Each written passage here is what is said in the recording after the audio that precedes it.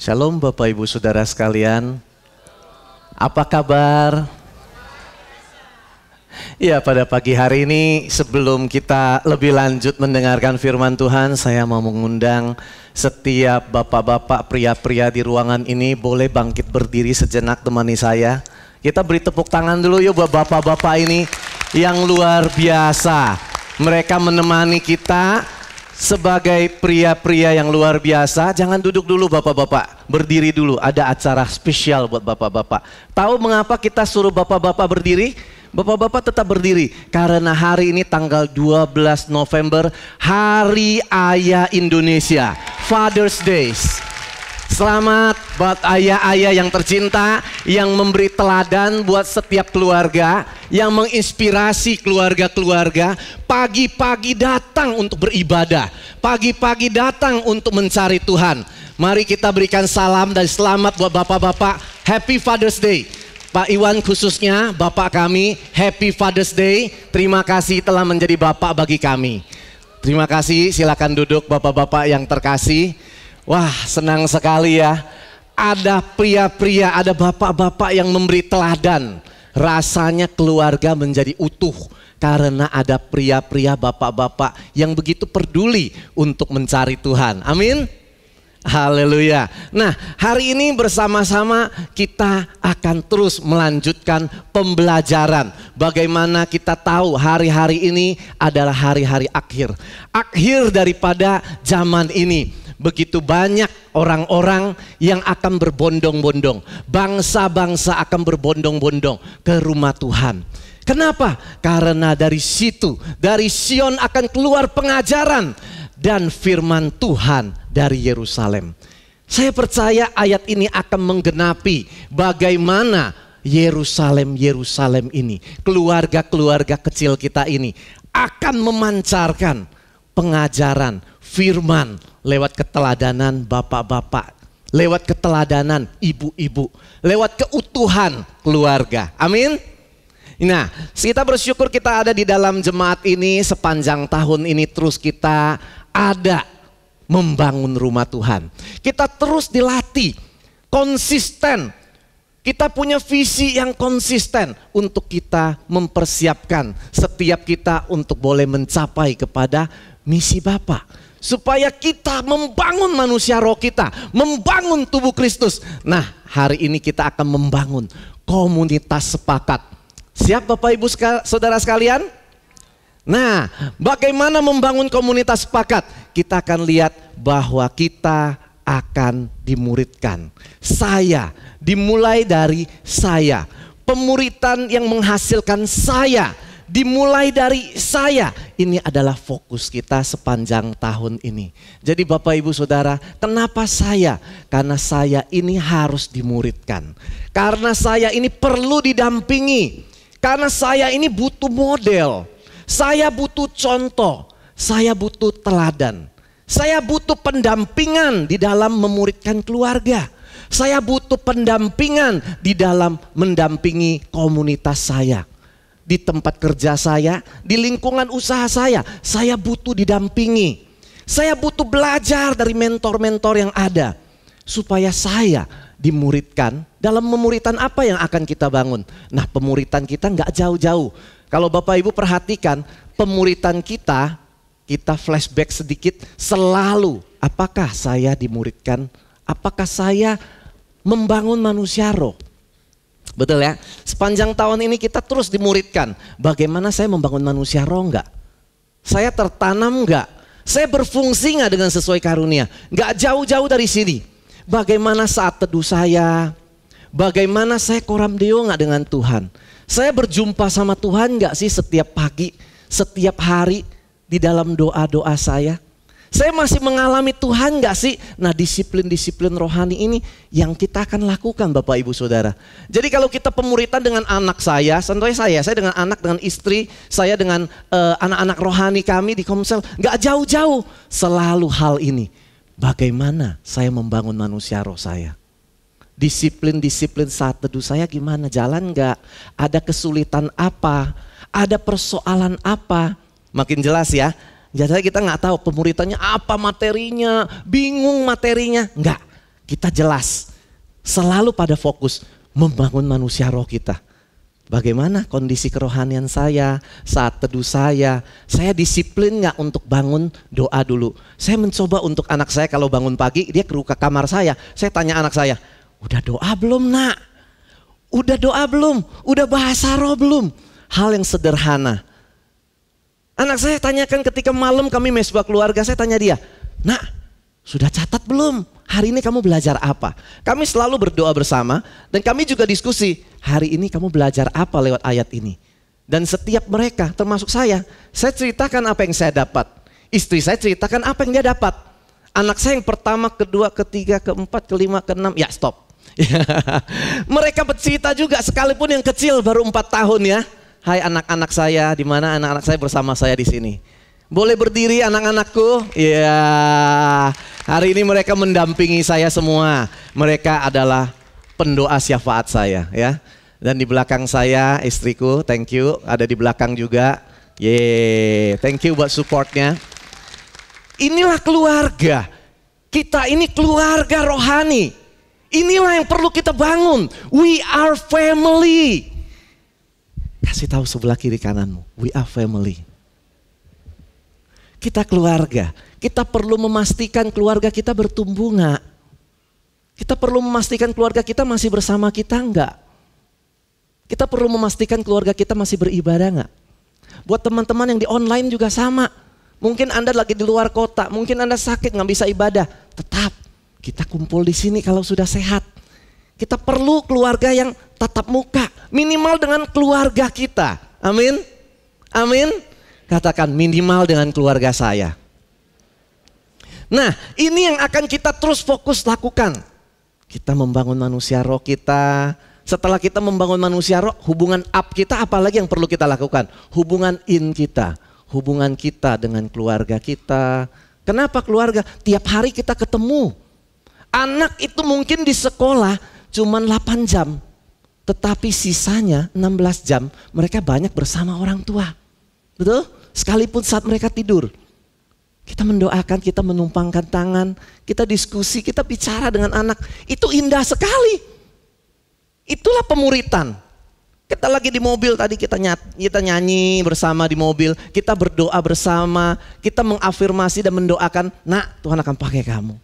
Tuhan akan berkati kamu. Kamu anak yang baik, kamu akan berhasil. Tuhan mengasihimu. Itu adalah bentuk pemuritan tiap hari kita lakukan terhadap anak dan keluarga kita, komunitas kita. Begitu gampang ya ternyata pemuritan ya Bapak Ibu sekalian ya. Kasih tahu sebelah kita, kiri kanan kita. Pemuritan ternyata gampang loh. Coba ya, ini gampang. Kita lakukan tiap hari. Setelah kita membangun manusia roh, tertanam nggak sih di dalam gereja sel, di dalam gereja lokal? Ada nggak? Saya memastikan anak-anak saya, mereka ikut Komsel Youth, mereka pelayanan di Tegega, mereka juga di mainstream bersama teman-teman, mereka juga ada di kompak anak setiap hari jam 7.30 sampai 8.30 malam mereka ada Zoom dengan anak-anak seusia mereka dari yang 4 tahun ikut, yang 6 tahun ikut, yang 10 tahun ikut, yang 12 tahun. Dia juga punya komunitas di sekolahnya juga. Dia ada komselnya. Saya memastikan anak saya punya komunitas yang benar. Tanggung jawab sebagai orang tua ketika saya membesarkan anak-anak saya dengan jalan yang benar. Ternyata dirusak oleh komunitas dia. Yang membuli dia. Yang menertawakan dia. Guru dia yang menjelekkan dia. Teman dia yang mempermalukan dia. Dan dia terluka. Apa peranan orang tua di dalam pemuritan kepada anak? Saya sedih ketika saya ketemu dengan seorang teman saya, anaknya usia 18 tahun dan dia cantik, pintar, sekolahnya bagus, tapi dia bunuh diri. Sedih, orang tuanya nangis, dia bilang saya pelayanan, saya usaha berhasil, buat apa ini semua? Kalau keluarga kita tidak muridkan. Kalau keluarga kita tidak bina, tidak bangun manusia rohnya untuk kuat di dalam Tuhan. Buat apa artinya? Dia menangis buat apa? Saya katakan, saya nggak mau keluarga saya nggak kenal Tuhan, nggak selamat, nggak ngalami Tuhan, nggak dimuridkan karena saya nggak memuridkan.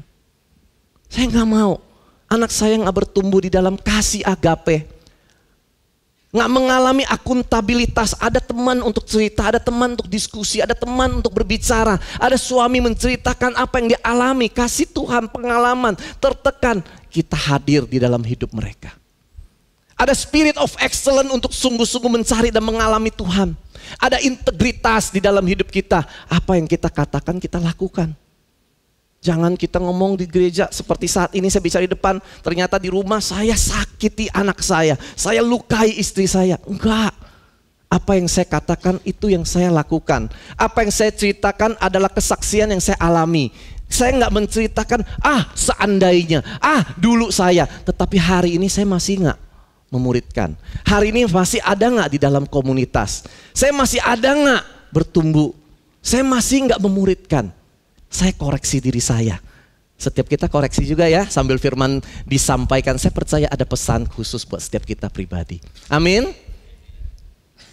Dan saya berfungsi dengan karunia saya. Jangan bilang, wah karunia nggak ada Pak Mardi. Saya nggak mendoakan orang bisa sembuh, saya nggak bisa. Jangan yang muluk-muluk. Ketika Anda bisa melayani, membantu papa mama, menolong, mengunjungi orang tua, kamu sedang melayani daripada 7 karunia motivasi. Anda memberi dari uang Anda kepada yang lain. Anda ajak anak Anda doa, minta sama Tuhan. Nak, memberikan. Anak belajar mengandalkan Tuhan. Anak tidak cuma mendapatkan, papa saya mau beli handphone. Doa, minta sama Tuhan. Kita karunia mulai mengajar kepada anak-anak kita. Kita pasti karunia bisa melayani. Anak-anak kita melihat kita melayani. Kenapa mereka mau melayani? Karena dia melihat papanya melayani mamanya. Karena dia melihat mamanya take care papanya. Karena dia melihat mamanya respect sama papanya. Karena dia lihat papanya berdoa buat anak-anaknya. Anak-anak meneladani. Itu adalah karunia. Mustahil kita memberi dan kita masih sukacita. Yang ada saya habis nih duit saya nih. Sedih kan?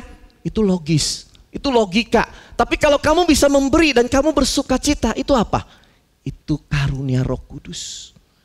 Itu pemberian Tuhan. Tuhan yang gerakkan kita. Kita memberi dengan sukacita. Kita melayani dengan sukacita. Kita menolong dengan sukacita. Kita memuridkan gak merasa terbeban. Kita keluar kantong duit buat transport. Tapi kita happy Tuhan. This is I am. I'm offering you my life. I'm happy to do it. Kenapa? Itu karunia Roh Kudus. Amin. Amin. Ada 5 karunia jawatan. Ada 7 karunia motivasi. Ada 9 karunia Roh Kudus. Tuhan melimpahi kita begitu kaya sepanjang tahun ini. Berasa gak kita begitu ada pemimpin yang take care kita. Spiritual journey kita tuh jelas. Gak mencelak-mencelok. Tapi selalu kembali lagi ke fokus. How with your family? Bagaimana dengan keluargamu? Bagaimana bisnismu? Kamu gak datang, kenapa gak datang? Ada orang yang begitu take care dan memperhatikan dan menggembalakanmu. Ayo komsel, bukan kepo, bukan supaya kamu datang, tapi supaya memastikan kamu jangan terhilang. Jangan memastikan supaya kamu gak kehilangan komunitas. Jangan sampai kamu merasa gak ada yang peduli sama saya. Gak mungkin penatua memperhatikan seluruh jemaat. Itulah fungsi keluarga, itulah fungsi setiap fasel. Dan kita bersyukur kita ada di sini, amin. Sekali lagi kasih tahu kiri kanan Anda, we are family. Kita adalah keluarga. Amin. Haleluya. Nah, saya akan lanjut ya. Materi hari ini bagus sekali. Bagaimana kita membangun. Jadi sepanjang tahun ini kalau Bapak lihat di dalam spiritual journey, kita dari Januari sampai Maret, April sampai Juni, kita boleh loncat ke slide berikutnya. Dan kita sekarang memasuki slide di mana Oktober sampai Desember.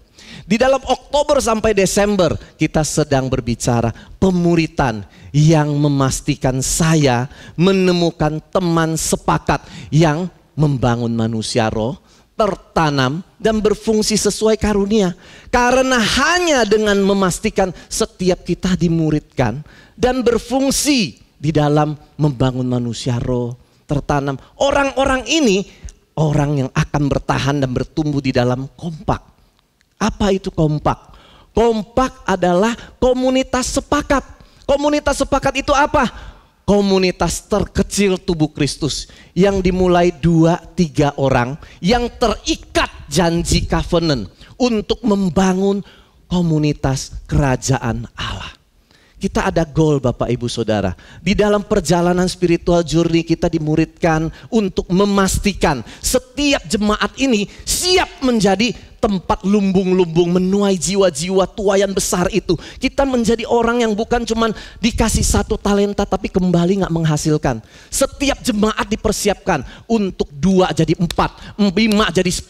Setiap jemaat akan datang menghadap tuannya dan tuannya berkata, engkau hambaku yang setia, yang mengembangkan apa yang Tuhan percayakan. Ini yang pemimpin sedang mau menggembalakan kita. Ini yang kita bersyukur di jemaat ini kita bersama-sama bertumbuh. Kita mau setiap kita menghasilkan.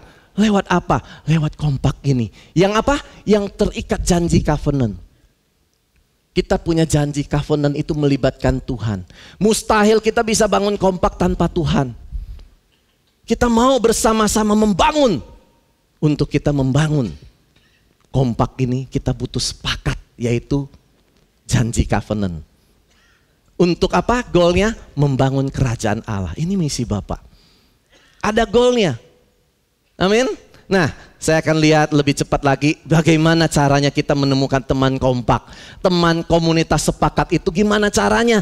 Kalau gitu sulit amat ya mencari teman-teman kompak seperti ini. Kompak-kompak yang bisa mengasihi kita, yang bisa mempraktekkan akuntabilitas, yang bisa mempraktekkan spirit of excellence, bisa mempraktekkan integritas, hati hamba. Aduh, sulit gak nyari kompak seperti itu? Susah gak mencari teman-teman yang membangun manusia roh sungguh-sungguh setiap hari? Susah gak? Yang gak cerewet ya, yang komitmen, yang ngomong di belakang, yang gak menertawakan kita di belakang, yang gak mempermalukan kita. Gampang gak? Susah. Susah, gak mudah. Makanya karena gak mudah, mari dimulai dari saya. Don't try to find friend, but make friend. Jangan mencoba untuk menemukan sahabat, tetapi kita berusaha menjadi sahabat. Sulit untuk kita temukan orang seperti itu. Mulai dari saya. Saya yang mulai mencoba untuk mempraktekkan. Mulai dari saya mulai saat teduh enggak? Mulai dari saya mau enggak berdoa buat anak saya? Mulai dari saya, mau enggak saya bersehati untuk saya membangun? Mau enggak saya berkenalan? Mau enggak ketika saya ibadah saya menyapa sekalipun enggak kenal? Shalom, apa kabar? Tuhan memberkati. Coba sapa kiri kananmu. Shalom, Tuhan memberkati. Ini adalah bentuk daripada kita sedang membangun persahabatan. Mulai dari saya nggak disapa, saya nggak mau nyapa. Oh, jangan. Saya nggak dipanggil, saya nggak mau manggil. Saya nggak dirayain ulang tahunnya, saya nggak mau, saya sakit hati. Jangan. Rayakan dulu yang ulang tahun. Oh, ada yang ulang tahun ya? Rayain dulu, kita ucapin dulu happy birthday ya, happy anniversary ya, terima kasih ya, Tuhan pakai kamu lo luar biasa. Seneng rasanya. Ini yang namanya mulai dari saya, nggak susah-susah. Kalau kita udah memulai pembicaraan seperti itu, orang seneng loh ketemu kita. Senyum aja, orang udah seneng. Itulah bentuk bagaimana kita sedang membangun. Mulai dari saya, to be a friend, untuk menjadi sahabat, untuk menjadi teman, dimulai dari saya. Mari kita belajar bersama-sama hari ini bagaimana Barnabas menjadi teman kompak Paulus. Hari ini kita akan mengambil tema, mari belajar komunitas sepakat dari Barnabas dan Paulus. Bagaimana mereka membangun kompak? Kita lihat dulu ya, siapa sih Barnabas? Dulu saya cuma bilang, Barnabas adalah anak penghiburan. Nama aslinya siapa? Bingung saya. Yuk kita baca ayatnya ya. Kita baca di dalam Kisah Rasul 4 ayat 36 dan 37. Demikian pula dengan Yusuf yang oleh rasul-rasul disebut Barnabas. Artinya anak penghiburan. Seorang Lewi dari Siprus. Ia menjual ladang miliknya, lalu membawa uangnya itu dan meletakkannya di depan kaki rasul. Perhatikan, siapa ini Barnabas? Barnabas adalah orang yang berintegritas. Dia salah satu dari 70 murid Yesus. Dia adalah orang yang di gereja awal mula-mula bersama-sama dengan murid-murid lainnya mengalami kepenuhan Roh Kudus. Dia menyaksikan bagaimana Yesus naik ke surga. Dia mengalami dan dia yakin sepenuhnya Yesus itu Tuhan. Karena itu Orang yang percaya Yesus itu Tuhan dalam hidupnya, nggak ragu-ragu menyerahkan semua yang dia miliki untuk mengikut Yesus. Kenapa? Suatu hari, kemarin baru 2 hari lalu, ada seorang pemimpin ngobrol dengan saya. Kami makan, kami ngobrol. Dan dia tanya, Ardi, kamu kok mau all out sih buat Tuhan? Pagi, siang, malam, pelayanan, ngurusin jiwa-jiwa, Senin sampai Minggu. Kenapa kamu lakukan ini? Nggak digaji, yang ada keluar duit, transport, kasih, bayar, tolong, bantu. Kok mau kamu? Saya bingung jawabnya. Saya mikir, saya jawabnya salah kemarin. Tahu jawaban saya? Saya jawabnya begini, saya bersyukur Tuhan sudah baik sama saya. Begitu baik dan menolong saya. Tuhan memberkati saya dengan keluarga saya, usaha saya, pekerjaan saya, kesehatan saya. Buat apa saya nggak melayani Tuhan? Setelah saya merenungkan 1-2 hari ini, jawaban saya salah. Emang kalau Tuhan nggak memberkati saya nggak mau melayani Tuhan. Saya jadi mikir, iya ya. Emang kalau seandainya saya gagal, saya nggak melayani Tuhan. Iya ya. Saya mulai menemukan dari apa jawaban Barnabas. Karena dia itu Tuhan. Kalau kita tahu ada harta karun, kita akan jual semuanya untuk beli tanah itu yang ada harta karun, betul? Harta karun, kita beli rumah, di dalamnya ada harta karun 1 triliun. Kira-kira kamu jual nggak? Kamu punya aset rumah kamu di rumah ada emas simpanan tabungan, kamu ambil semua buat beli rumah itu nggak? Beli rumah itu nggak buat dapat harta karun itu? Beli, betul? Kenapa? Karena ada harta karunnya. Demikian juga. Kalau Yesus adalah Tuhan, saya all out. Kenapa? Karena dia itu Tuhan. That's it. Saya teringat suatu cerita yang mungkin dulu kita pernah dengar. Kalau seandainya seseorang lagi membangun rumah, rumahnya 1 sampai lantai 4 deh ya. Yang ada di lantai 1 dan lantai 4 tukangnya. Lantai 4.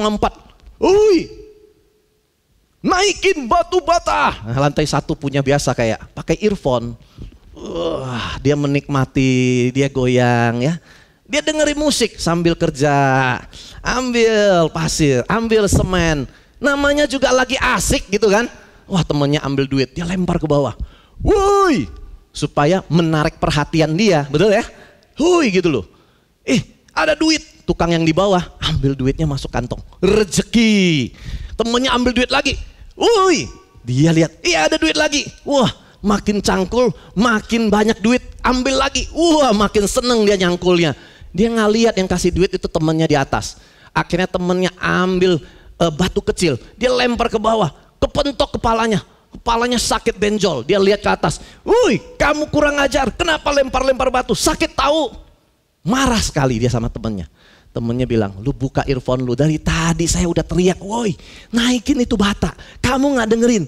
Kadang-kadang saya sama Bapak Ibu, Tuhan kasih berkat, kamsya Tuhan, rezeki, cuan, happy. Kemudian kita makin sibuk kerja, makin sibuk pelayanan, makin sibuk lakukan aktivitas, makin sibuk lakukan yang lain.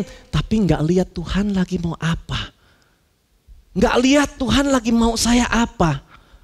Nggak ada misi Tuhan yang digenapi. Tiang api, tiang awan udah gerak kemana, nggak tahu, nggak perhatiin. Lupa, kenapa? Saya mulai sadar kalau seseorang dia sungguh-sungguh Yesus Tuhan, dia akan connect terus sama Tuhan. Dia rela melepaskan segalanya buat mengikut Tuhan. Gak heran kalau Barnabas all out dan dia jual untuk mengikut Tuhan. Amin. Kita lihat lagi siapa itu yang namanya Paulus. Wah, kalau tadi kita lihat Barnabas wajarlah dia membangun manusia roh tertanam dan berfungsi karunia. Ini mah udah ciamik ini. Kita lihat Paulus itu siapa. Nah, kita baca Kisah Rasul 22 ya, 22 ayat 3 dan 4. Nah, perhatikan siapa ini Paulus. Aku adalah orang Yahudi, lahir di Tarsus di tanah Kilikia, tetapi dibesarkan di kota ini, dididik dengan teliti di bawah pimpinan Gamaliel dalam hukum nenek moyang kita. Sehingga aku menjadi seorang yang giat bekerja bagi Allah, sama seperti kamu semua pada waktu itu. Dan aku telah menganiaya pengikut-pengikut jalan Tuhan sampai mereka mati. Laki-laki dan perempuan kutangkap dan kuserahkan ke dalam penjara. Ayat 6 dan 8. Tetapi dalam perjalananku ke sana, ketika aku telah dekat Damsyik, yaitu waktu tengah hari, tiba-tiba memancarlah cahaya yang menyilaukan dari langit mengelilingi aku. Maka rebahlah aku ke tanah dan aku mendengar suatu suara yang berkata kepadaku, Saulus, Saulus, mengapakah engkau menganiaya aku? Jawabku, siapakah engkau Tuhan? Katanya, akulah Yesus orang Nazaret yang kau aniaya itu. Perhatikan baik-baik Bapak Ibu Saudara sekalian. Ini adalah cerita dari seorang Barnabas menemukan sahabat kompaknya. Tahu siapa Paulus? Dia itu pembunuh. Mungkin dia bunuh saudaranya Barnabas. Mungkin dia tangkap dan masukin teman baiknya Barnabas. Mungkin dia melukai Barnabas, begitu sedih dan sakitnya Barnabas. Tetapi Barnabas, dia gak give up sama Paulus. Dia tetap membangun hubungan kepada Paulus. Pertama kita lihat, teman kompak ini gak sempurna. Gak usah teman kompak deh, suami istri aja. Ya Wiwit ya, wah tuh pacaran cocok banget ya Wit ya. Habis menikah pernah konflik, wah hampir tiap hari. Gak ada hari tanpa konflik. Ya bukan Wiwit, maksudnya orang lain gitu loh. Iya, kenapa? Itu aja bisa suami istri. Apalagi ini Bapak Ibu Saudara. Apalagi teman kompak kita, sahabat kita, teman kita. Ah ini mah bawel, udah saya tinggalin aja. Ini mah orangnya jelek. Udah saya mau yang cakep-cakep aja teman kompaknya. Ini mah miskin, nggak mau. Ini mah aduh hidupnya kurang baik, saya nggak mau. Wah dia ini pernah meninggalkan saya, udah saya nggak mau ah. Dia pernah tuh pergi nggak ajak saya, udah nggak mau yang kayak gini jadi teman kompak. Ah dia mah nggak setia, saya nggak mau. Wah dia mah itu penjahat, nggak mau. Kita sering kali pilih-pilih dan kita bilang saya nggak menemukan yang cocok dengan saya. Mulai dari saya. Barnabas memulai dari diri dia. Barnabas memulai dengan diri dia. Nah kita lanjut lagi ya. Ada 3 rahasia. Kenapa Barnabas bisa merintis kompak dengan Paulus? Mau tahu rahasianya? Nah saya kasih tahu rahasianya. Ini rahasia. Ini rahasia. Yang pertama rahasianya kita lihat ya. Barnabas terus menerus membangun manusia roh. Kita akan coba lihat. Kita coba lihat cerita di Antioquia. Kota Antioquia ini adalah gereja yang dirintis pertama di mana mereka di situ mayoritas hampir semuanya adalah bukan orang Yahudi. Mayoritas bukan Yahudi. Dari Yunani dan bangsa-bangsa lain. Tetapi perhatikan, dari sini Antioquia terjadi kegerakan ke seluruh Asia kecil. Dari Antioquia ini disebut gereja. Yaitu orang Kristen. Pertama kali di Antioquia. Lewat Antioquia banyak pejabat-pejabat bahkan orang-orang Romawi bertobat. Perhatikan, ada apa dengan Antioquia? Menarik sekali ya. Kota Antioquia ini adalah tempat pelayanan Barnabas bersama Paulus. Menarik ya, kita mulai semakin tertarik. Kok bisa ya Antioquia ada jemaat seperti itu? Karena waktu itu terjadi di mana Paulus menganiaya jemaat yang di Yerusalem. Dan salah satu yang dibunuh adalah Stefanus, dirajam sampai mati. Dan waktu itu tubuh Kristus jemaat mulai menyebar dari Yerusalem. Mereka menyebar ke berbagai kota-kota terdekat. Tetapi Antioquia cukup jauh. Kalau kita googling, itu perjalanannya itu bisa makan mungkin 1,5-2 hari jalan non-stop gitu loh. Itu berapa ratus kilo, itu cukup jauh. Tapi disinilah kita lihat cikal bakalnya. Bagaimana gereja mulai berdiri. Dan jemaat daripada Yerusalem mulai mengutus. Kalau kita baca di ayat 22, mengutus bagaimana Barnabas pergi untuk lihat apa yang terjadi di Antioquia. Nah kita baca di dalam Kisah Rasul 11 ayat 23 dan 24. Setelah Barnabas datang dan melihat kasih karunia Allah, bersukacitalah ia. Ia menasihati mereka supaya mereka semua tetap setia kepada Tuhan. Karena Barnabas adalah orang baik, penuh dengan Roh Kudus dan iman. Sejumlah orang dibawa kepada Tuhan. Perhatikan Bapak Ibu Saudara sekali, ini menarik. Yaitu orang-orang yang ada di dalam Antioquia ini, pesan daripada Paulus apa? Pesan Barnabas apa? Tetap setia kepada Tuhan. Hal pertama yang perlu kita lakukan di dalam membangun komunitas dan menemukan teman komunitas, kita perlu setia membangun manusia roh kita. Kita perlu setia untuk tetap saat teduh, setia beribadah, setia komsel, setia untuk kita berjumpa orang, menjadi sahabat bagi orang lain. Mulai dari saya menyapa orang, menunjukkan kasih. Makanya nggak heran Barnabas dikenal orang yang baik. Ya, orang yang penuh Roh Kudus, orang yang iman. Dari mana jemaat ini tahu Barnabas itu baik? Karena kelakuannya, perilakunya, sikapnya, contohnya. Betul? Kristen itu tidak hanya perkataan, tetapi kelakuan kita jadi garam dan terang di lingkungan kita setiap hari. Di rumah tangga kita, terhadap anak kita, terhadap orang tua kita, terhadap mertua kita, terhadap rekan kerja kita, terhadap cucu kita sekalipun. Perhatian kita gimana? Ini adalah gaya hidup. Nah, hal kedua kita lihat rahasia Barnabas merintis kompak ini. Yang kedua ada di ayat 25. Lalu pergilah Barnabas ke Tarsus untuk mencari Saulus. Dan setelah bertemu dengan dia, ia membawanya ke Antiokhia. Nah, kita perhatikan bagaimana Barnabas dia mulai pergi dari Antiokhia. Perjalanan menuju ke Tarsus buat cari siapa? Cari Paulus. Paulus ini ketika dia bertobat di Damsyik, ya, waktu dia di Damaskus dia ketemu dengan yang namanya Ananias memuridkan dia. Di sini dia ada teman kompak yaitu Ananias yang memuridkan dia. Bahkan murid-muridnya Ananias, dan di situ dia membuat goncangan. Kalau kita baca Alkitab, di Damsyik terjadi kegerakan besar dan dia kemudian mau dibunuh. Dia pindah ke kota Yerusalem. Di Yerusalem dia ketemu dengan Barnabas. Barnabas memuridkan dia dan Barnabas mulai ngajarin Paulus, menerima dia dan perkenalkan dengan para rasul. Dan bagaimana dia mulai dengan antusias bersama sahabat kompak dia menginjil. Dan terjadi revival dan orang mau bunuh dia. Nah, dari sinilah dia pindah ke Tarsus, kampung halamannya Paulus. Tapi perhatikan, aneh. Dia baru bertobat.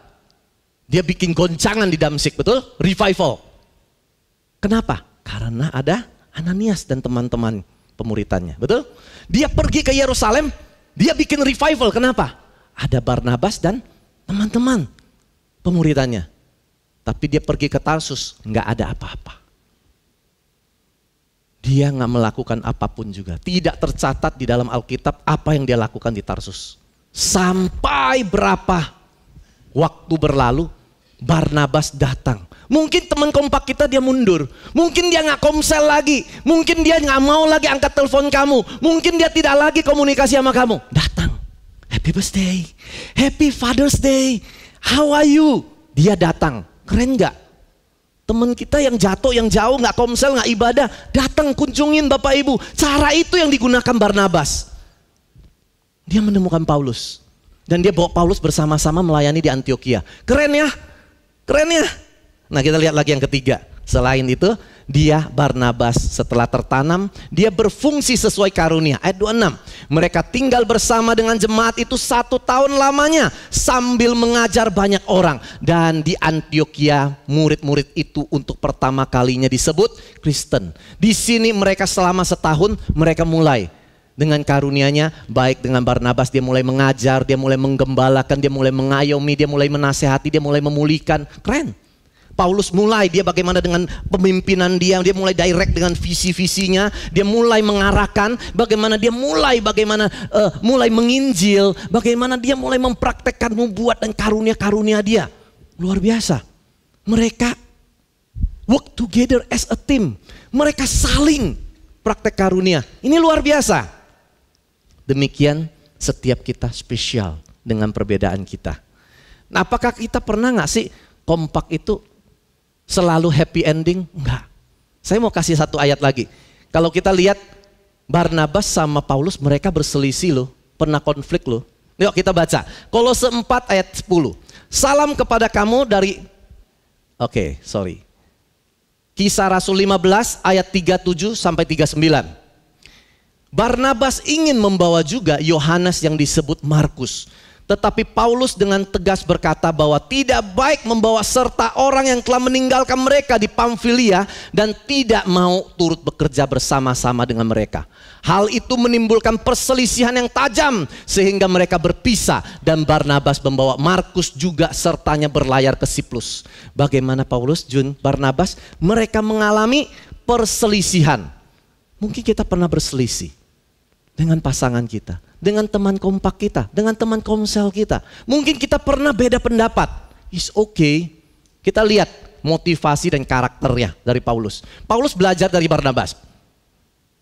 Kalau dulu dia tidak ngerti, dia mungkin emosi seperti yang tadi kita lihat, udah pisah. Tapi kita perhatikan, dia belajar dari Barnabas. Belajar apa Pak Mardi? Kita baca ayat berikutnya. Kolose 4 ayat 10. Sekalipun berselisih, Paulus tetap mengasihi, mengampuni, dan menerima sahabat kompak yang meninggalkan dia. Kita lihat di Kolose 4 ayat 10. Salam kepada kamu dari Aristarkus, temanku sepenjara, dan dari Markus, kemenakan Barnabas. Tentang dia, kamu telah menerima pesan. Terimalah dia apabila dia datang kepadamu. Satu ayat lagi, 2 Timotius 4 ayat 10 dan 11. Karena Demas telah mencintai dunia ini dan meninggalkan aku. Ia telah berangkat ke Tesalonika, Kreskes telah pergi ke Galatia, dan Titus ke Dalmatia. Hanya Lukas yang tinggal dengan aku. Jemputlah Markus dan bawalah ia kemari, karena pelayanannya penting bagiku. Perhatikan, Markus tinggalin dia berselisih, tapi tolong jaga dia ya. Keren gak? Keren gak? Teman kompak kita meninggalkan kita berselisih. Friend, gue gak bisa ngobrol sama dia. Tolong dong, kamu teleponin dia. Kamu kunjungi dia boleh gak? Jaga dia ya. Itu keren banget. Itu sikap, kenapa kompaknya kuat? Kenapa kompak mereka solid? Dari mana Paulus belajar ini? Take care. Ketika dia ditolak orang-orang di Yerusalem. Barnabas datang. Paulus, saya butuh kamu. It's okay mereka nolak kamu. I am your family. Yuk kita makan kue tiaw dulu. Akang, yuk saya bayarin. Nah, oh dulu belum ada akang ya. Tapi mungkin ada namanya akang juga, kue tiaw yang lain. Nah, Bapak Ibu Saudara, keren loh. Barnabas take care. Nah, nggak heran kan? Paulus mulai, friend, dia ninggalin gua, tapi lu orang tolong take care ya, temenin dia. Terus yang kedua apa? Markus, datanglah, saya butuh kamu. Pelayanan saya nggak sempurna tanpa kamu. Tahu nggak? Lewat Yohanes Markus ini, kalau kalian Google, tercatat. Yohanes Markus ini adalah orang yang mendampingi sampai akhir-akhir waktu daripada hidup Paulus di penjara. Dialah yang menuliskan kepada kitab warisan sampai hari ini, surat Efesus, surat Kolose, surat Filemon, surat Filipi. Siapa yang tulis? Yohanes Markus. Yang tadinya meninggalkan Paulus. Yang tadi dia bilang apa? Orang ini berselisih, orang ini udah gak setia. Perhatikan, sama ya, percis ya. Bagaimana orang-orang bilang, Paulus ini pembunuh, dia gak boleh bersama kita. Barnabas datang take care dia, dan Paulus menjadi orang yang mengubah sejarah. Paulus take care Markus, Yohanes, sehingga hari ini kita tahu apa yang terjadi dengan Efesus, Kolose, Filemon, Filipi. Luar biasa, beri tepuk tangan buat Tuhan kita. Menemukan komunitas sepakat. Saya mau mengundang sahabat saya, Pak Iwan dan Bu Meling ke depan. Mereka adalah sahabat kompak saya, khususnya Pak Iwan. Sudah 3,5 tahun saya bersama dia sejak pandemi tahun 2020. Dia menjadi teman kompak saya. Dan kami bersama setiap pagi jam 8 pagi, awal-awal kami pakai online. Kami doain orang, dan banyak orang yang sakit dikunjungi oleh Pak Iwan dan didoakan tetangganya dan mengalami kesembuhan dan mujizat, dan dia masih setia sampai hari ini. Sekalipun nanti dia akan cerita, dia naik turun, dia mungkin pernah juga mundur, pernah meninggalkan kompak kami, tetapi hari ini bagaimana Tuhan kerjakan sesuatu lewat dia, dan nanti akan dibuktikan oleh peneguhan daripada istrinya. Silakan Pak Iwan mungkin bisa ceritakan sedikit apa yang Bapak dapat dari firman hari ini tentang kompak. Iya, shalom Bapak Ibu. Shalom. Saya sungguh bersyukur pagi ini saya masih diberi kesempatan untuk kemurahan Tuhan yang saya alami bersama Pak Mardi. Dan rahasia yang pagi ini aku terima begitu banyak dari Pak Mardi lewat firman Tuhan.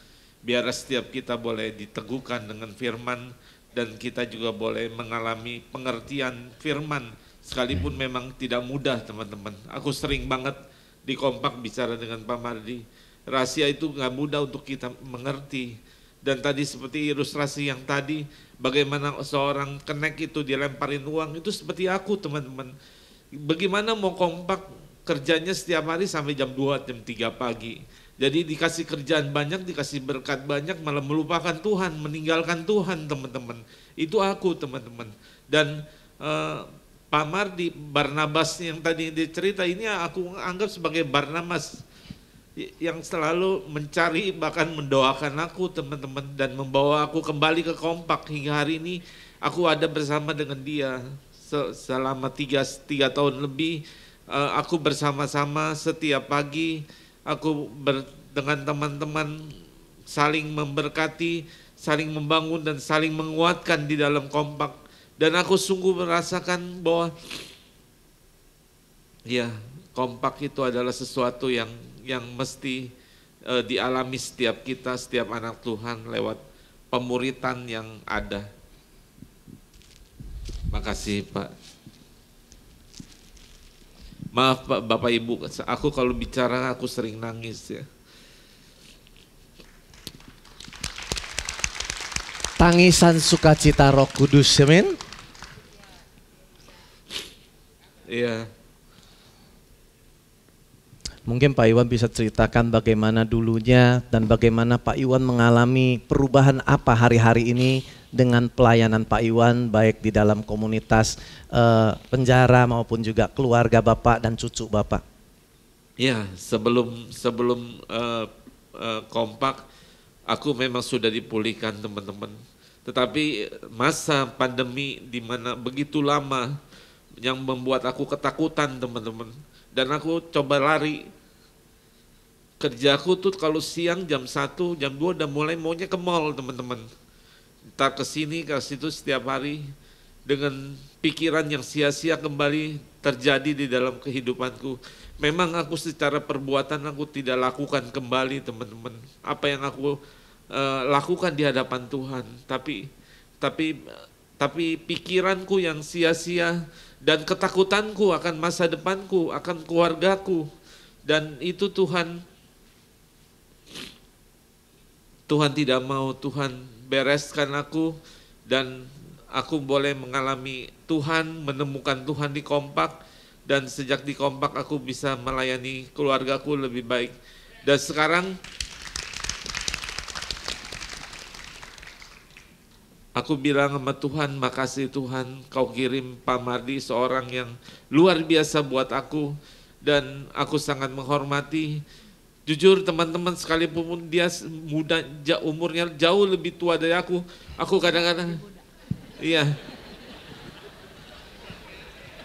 Salah bicaranya. Aku kalau dekat beliau teman-teman, aku sambil bilang, Tuhan aku mau ngomong apa sama beliau. Itu ngomongnya semua udah ngomong. Dan aku bilang aku mesti harus ngomong apa, udah Bapak aja yang bicara, aku yang denger aja. Tapi enggak, Pak Mati suruh bicara aku. Jadi aku sangat amat bersyukur ada di Kompak dan aku mau bangun manusia rohku supaya aku juga boleh terus tertanam dan berfungsi sesuai karunia. Dan bagi teman-teman yang tadi diceritakan, kalau teman-teman belum ada Saulus yang belum ditemukan, seperti Pak Mardi tadi bilang, bangun manusia roh. Ketika kita bangun, Roh Kudus akan temukan, Roh Kudus akan berikan, Roh Kudus akan kasih orang yang bukan yang cocok ya, tapi di mana kita boleh satu dengan yang saling belajar.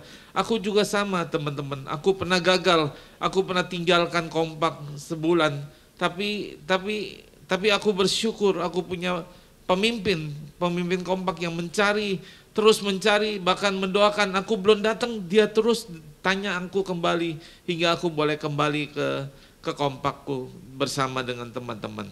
Jadi aku sungguh bersyukur, dan di Kompak aku juga ngalami bagaimana firman Tuhan setiap hari lewat pujian, perjamuan kudus, pengajaran, aku boleh belajar teman-teman. Jujur sampai hari ini aku masih banyak yang tidak ngerti teman-teman. Karena sampai aku bilang firman itu susah banget ya kadang-kadang, nggak ngerti. Tapi kalau diajar hal dunia sebentar gampang teman-teman. Umurnya udah banyak tapi masih juga seperti ini. Tapi aku percaya 3 rahasia yang hari ini Tuhan kasih lewat kisah Lasur itu akan memberkati kita semua. Amin. Kita mau dengarkan satu kesaksian dikit lagi, konfirmasi bener nggak sih Bu Meiling dampak perubahan yang Ibu rasakan dengan Pak Iwan? Iya, terima kasih buat kesempatan pagi hari ini. Saya dapatin adalah ketika Mardi tadi berbicara, saya melihat satu keteladanan. Buat saya sesuatu itu bukan hanya perkataan, bukan hanya kita dengar, tapi bagaimana suatu teladan yang memberikan inspirasi buat kehidupan kami. Jadi kalau Mardi tadi cerita tentang anak-anaknya, bagaimana saya merasakan bahwa Mardi memberikan satu keteladanan buat hidup saya, khususnya suami saya. Dan anak saya pun ada bersama-sama dengan Mardi sejak saya izinkan dia BPN bersama dengan Mardi. Bahkan cucu saya pun ada bersama-sama di Mardi. Setiap hari Rabu dia komsel, SPK di sana. Dan anak cucu saya masih usia 5 tahun lebih ya. Bersama-sama SPK dengan Mardi pun saya melihat dia pulang kalau ngomong, Popoh aku udah penuh Roh Kudus lu Poh gitu.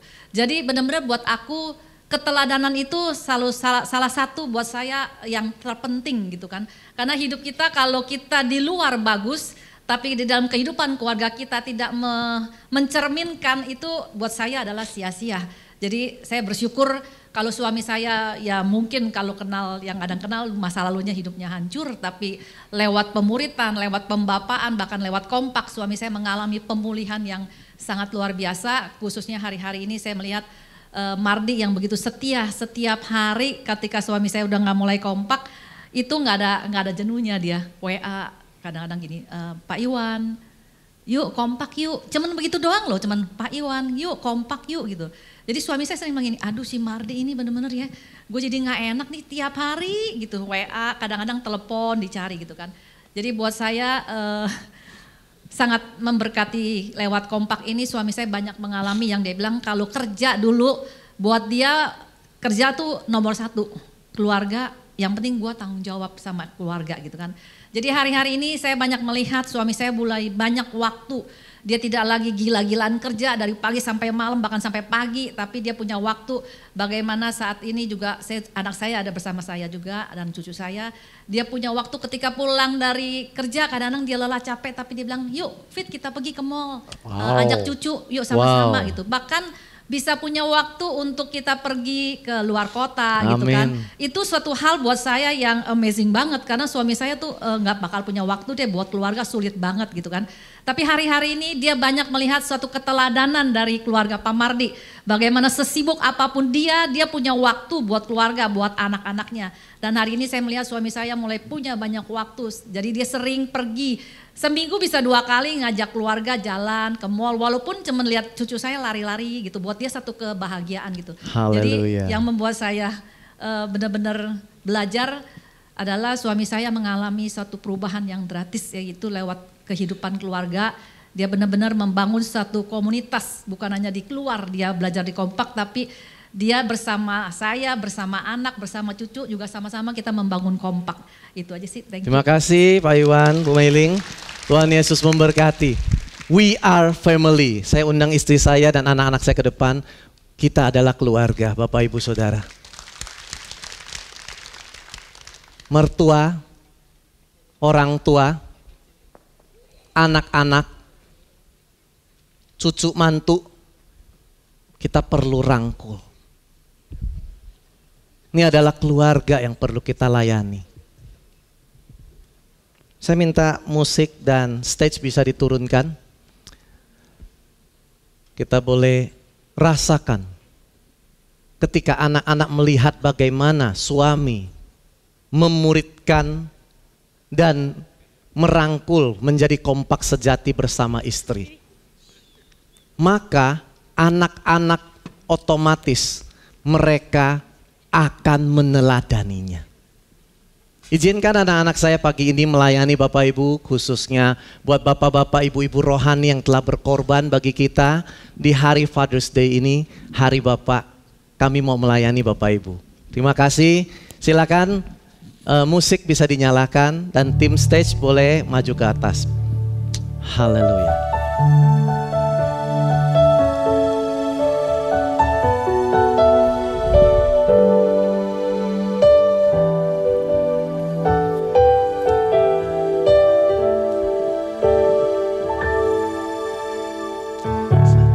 Teman kecilku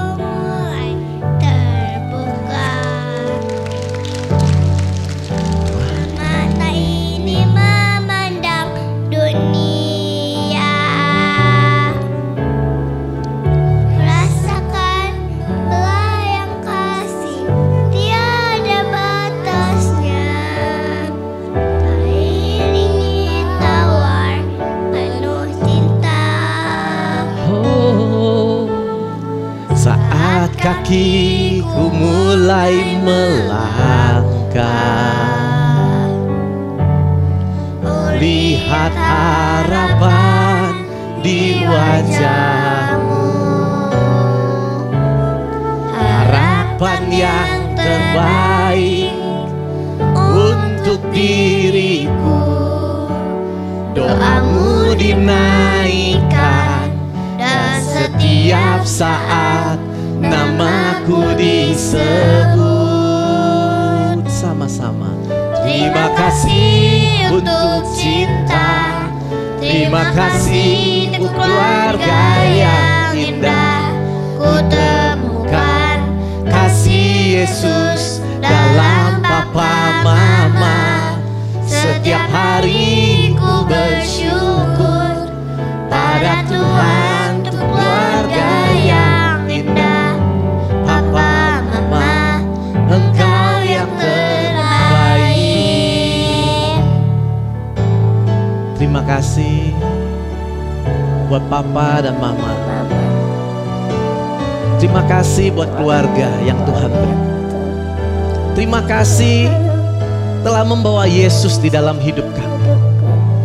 Baik papa rohani, mama rohani, bapak-bapak yang ada di ruangan ini, izinkan kita bersama-sama menyanyikan lagu ini sebagai bagian daripada kerinduan kita membangun rumah Tuhan, mulai dari saya di dalam keluarga saya.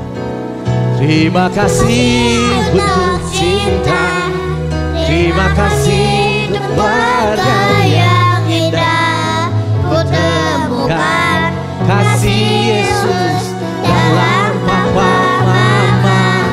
Setiap hari ku bersyukur pada Tuhan untuk keluarga yang indah. Papa mama, Engkau yang terbaik.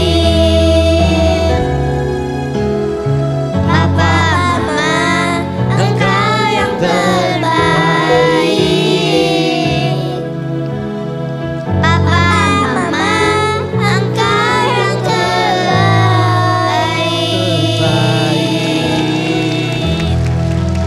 Mari kita arahkan pandangan kita ke Tuhan. Kami bersyukur buat keluarga ini. Ini keluarga rohani kami. Tempat ini kami merasa keluarga. Kami merasa diterima. Kami merasa dibina, dimuridkan, dikasihi. Kami merasakan Tuhan. Biarkan kasih-Mu Tuhan terpancar lewat hidup kami. Ketika kami pulang, ketika kami ketemu papa mama kami, ketika kami ketemu anak-anak kami, ketika kami ketemu mertua, orang tua, cucu kami, mantu kami, komunitas kami mengerti arti menemukan teman sahabat kompak. Tidak harus yang sempurna, tapi mulai dari saya mengasihi dan menerima. Mulai dari saya, mari setiap Bapak Ibu ambil waktu setengah menit, 1 menit, buat komitmen di hadapan Tuhan. Mulai dari saya Tuhan, saya mau Tuhan ambil tanggung jawab, menemukan kompak, menemukan pasanganku, anak-anakku dengan potensi-potensi mereka. Mulai dari saya, pakai saya Tuhan. Terima kasih Tuhan. Kami mau menyanyikan lagu ini sebagai bagian dari doa kami di dalam nama Yesus. Amin. Mari kita bangkit berdiri. Kita nyanyikan lagu ini sebagai bagian daripada doa dan harapan kita. Di tiap hari ku bersyukur pada Tuhan untuk keluarga yang indah. Papa mama, Engkau yang terbaik. Oh ya, terima kasih untuk cinta, terima kasih untuk keluarga yang indah. Ku temukan kasih Yesus dalam papa mama. Setiap hari ku bersyukur pada Tuhan untuk keluarga yang indah. Papa mama, Engkau yang terbaik. Papa mama, Engkau yang terbaik.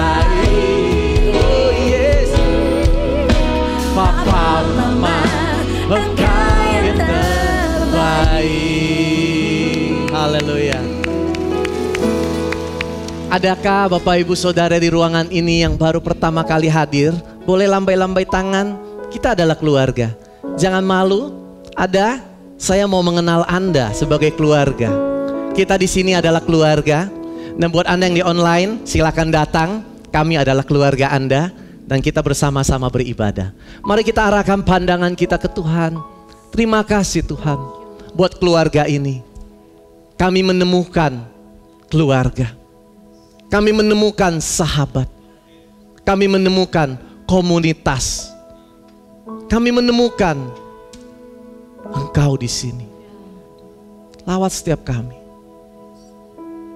Lawat setiap kami. Kau lihat setiap tangan yang terangkat. Turunlah berkat daripada Allah Bapa. Cinta kasih daripada Tuhan Yesus. Persekutuan urapan Kristus, Roh Kudus yang menyertai kami. Hari ini sampai Maranatha. Setiap kita yang siap menemukan sahabat kompak dan keluarga, sama-sama katakan amin. Tuhan Yesus memberkati. Sampai ketemu minggu depan bersama keluarga. God bless you all. Bye.